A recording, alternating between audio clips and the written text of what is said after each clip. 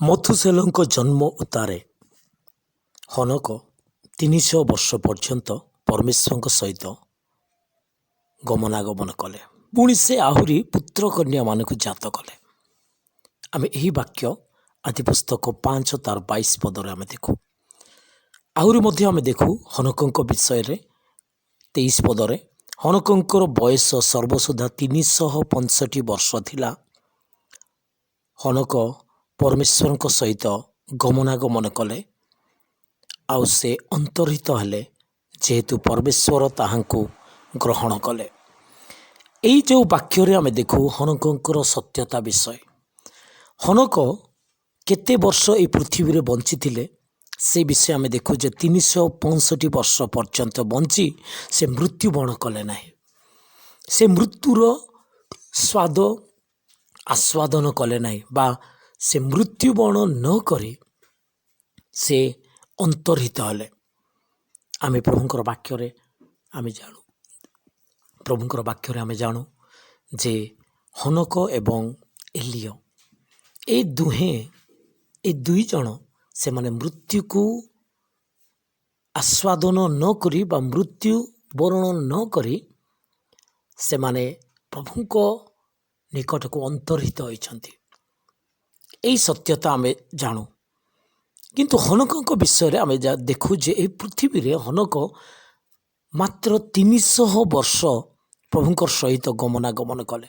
ଯଦ୍ୟପି ସେ 365 ବର୍ଷ ଏହି ଜଗତରେ ବଞ୍ଚିଥିଲେ, ଆଉ ଏ 365 ବର୍ଷ ଯେତେବେଳେ ତାଙ୍କୁ ହୋଇଥିଲା ସେ ସମୟରେ ସେ ଅନ୍ତର୍ହିତ ହେଲେ। ତେବେ ସେ 300 ବର୍ଷ ପର୍ଯ୍ୟନ୍ତ ପ୍ରଭୁଙ୍କ ସହିତ ଗମନାଗମନ କଲେ। ତାର ଅର୍ଥ ଯେତେବେଳେ ତାଙ୍କୁ 65 ବର୍ଷ ହୋଇଥିଲା ସେହି ସମୟରୁ ପ୍ରଭୁଙ୍କୁ ସେ ବିଶ୍ୱସ୍ତ ଭାବେ ପ୍ରଭୁଙ୍କର ବାକ୍ୟର ଆଧାରରେ ପ୍ରଭୁଙ୍କ ସହିତ ଗମନାଗମନ କରି ଏହି ଜଗତରେ ପ୍ରଭୁଙ୍କର ଗୌରବ କରିଥିଲେ, ପ୍ରଭୁଙ୍କର ସାକ୍ଷୀ ହେଇଥିଲେ। ଏହା ହିଁ ପ୍ରଭୁ ଆମମାନଙ୍କୁ କୁହନ୍ତି।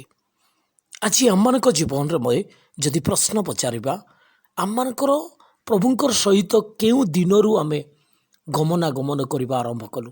ହନକ ତ ତାଙ୍କୁ 65 ବର୍ଷ ହୋଇଥିବା ସମୟରେ 300 ବର୍ଷ ପର୍ଯ୍ୟନ୍ତ ପ୍ରଭୁଙ୍କ ସହିତ ସେ ଗମନାଗମନ କଲେ।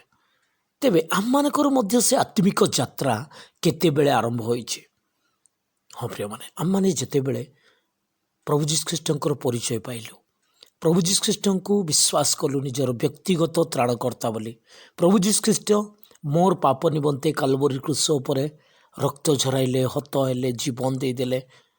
ପ୍ରଭୁ ଯୀଶୁଖ୍ରୀଷ୍ଟ ସମସ୍ତ ଦୁଃଖ କଷ୍ଟ ଯନ୍ତ୍ରଣା ନିଜ ଶରୀରରେ ସେ ପ୍ରାପ୍ତ ହେଲେ ମୋ ନିମନ୍ତେ।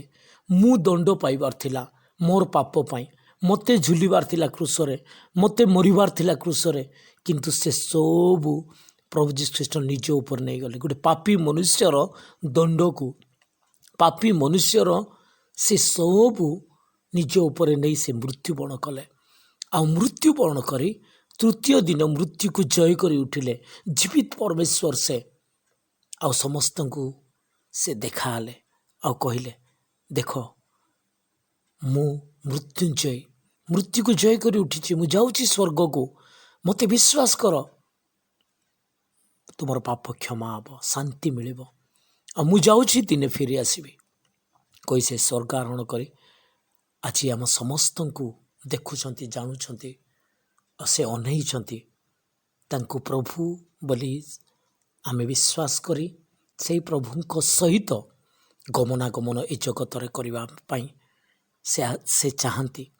ତେଣୁ ପ୍ରିୟମାନେ, ଆଜି ଯେତେ ଜଣ ପ୍ରଭୁ ଯୀଶୁଖ୍ରୀଷ୍ଟଙ୍କୁ ନିଜର ବ୍ୟକ୍ତିଗତ ତ୍ରାଣକର୍ତ୍ତା ବୋଲି ବିଶ୍ୱାସ କରି ତାଙ୍କୁ ହୃଦୟରେ ଗ୍ରହଣ କରୁଛନ୍ତି, ସେଇ ଦିନଠାରୁ ସେମାନଙ୍କର ଆତ୍ମିକ ଯାତ୍ରା ଆରମ୍ଭ ହୋଇଛି। ଯେମିତି ହନକଙ୍କର ପ୍ରଭୁଙ୍କର ସହିତ ଗମନାଗମନ ଆରମ୍ଭ ହେଲା, ସେ ଯେତେବେଳେ 65 ଅର୍ଥାତ୍ 65 ବର୍ଷ ବୟସ ହୋଇଥିବା ସମୟରେ ସେ ଆରମ୍ଭ କଲେ। ଆଉ 300 ବର୍ଷ ପର୍ଯ୍ୟନ୍ତ ଏହି ଜଗତରେ ପ୍ରଭୁଙ୍କ ସହିତ ଗମନାଗମନ କଲେ। ଠିକ୍ ସେହି ପ୍ରକାର ଆଜି ଆମମାନେ ପ୍ରଭୁ ଯୀଶୁଖ୍ରୀଷ୍ଟଙ୍କୁ ଗ୍ରହଣ କରି ଏବେ ପର୍ଯ୍ୟନ୍ତ ଗମନାଗମନ କରୁଛୁ। କ'ଣ ବିଶ୍ୱସ୍ତ ଭାବେ ପ୍ରଭୁ କ'ଣ ଦେଖୁଛନ୍ତି? ପ୍ରଭୁ କ'ଣ ଖୁସି ବା ସନ୍ତୋଷର ବିଷୟ ହେଇଛି କି ଆମମାନଙ୍କର ଗମନାଗମନ ସାକ୍ଷ୍ୟମୟ ଜୀବନ ସେ ବିଷୟ ଆମେ ଚିନ୍ତା କରିବା।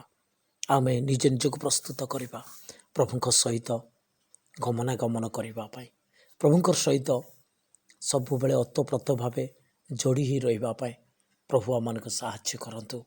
ଆମମାନେ ଚିନ୍ତା କରିବା which is my starting point of my spiritual life, ଅର୍ଥାତ୍ କେଉଁ ଦିନ ମୁଁ ଆରମ୍ଭ କଲି ପ୍ରଭୁ ଯୀଶୁ ଖ୍ରୀଷ୍ଟଙ୍କୁ ଗ୍ରହଣ କରି, ଆଉ କେତେ ଦିନ ପର୍ଯ୍ୟନ୍ତ ଏବେ ଯାଏଁ ମୁଁ ପ୍ରଭୁଙ୍କ ସହିତ ଚାଲି ଆସୁଛି। ଯଦି ନାହିଁ, ଆଜି ନିଷ୍ପତ୍ତି ନେବା ଯେ ଆମେ ପ୍ରଭୁଙ୍କର ସହିତ ପ୍ରଭୁଙ୍କର ବାକ୍ୟର ଆଧାରରେ ଜୀବନ କାଟିବା। ପ୍ରଭୁ ଏହି ସଂକ୍ଷିପ୍ତ ଚିନ୍ତା, ସରଳ ଚିନ୍ତା ଦ୍ୱାରା, ପ୍ରଭୁଙ୍କର ସତ୍ୟତା ଦ୍ୱାରା ପ୍ରଭୁ ଆମମାନଙ୍କୁ ଆଶୀର୍ବାଦ କରନ୍ତୁ। ଯଦି ଭଲ ଲାଗିଲା ତାହେଲେ ଲାଇକ୍ କରନ୍ତୁ। ଅନ୍ୟମାନଙ୍କୁ ମଧ୍ୟ ଏହି ସତ୍ୟତା ଜ୍ଞାତ ହେବା ପାଇଁ ସାହାଯ୍ୟ କରନ୍ତୁ ସେୟାର କରି। ପୁଣି ମୋର ଏହି ୟୁଟ୍ୟୁବ୍ ଚ୍ୟାନେଲରେ ନୂତନ ଭାବେ ତାହେଲେ ଆପଣ ସବସ୍କ୍ରାଇବ୍ କରନ୍ତୁ, ଯଦ୍ୱାରା ଆପଣଙ୍କୁ ଏହି ପ୍ରକାର ପ୍ରତିଦିନ ଆଉ ନୂତନ ଭିଡ଼ିଓ ମାନ ଆପଣଙ୍କୁ ଆଉ ପହଞ୍ଚାଇ ଦିଆଯିବ, ଆଉ ଆପଣ ଜାଣିପାରିବେ। ପ୍ରଭୁ ଆପଣଙ୍କୁ ଆଶୀର୍ବାଦ କରନ୍ତୁ। ଧନ୍ୟବାଦ।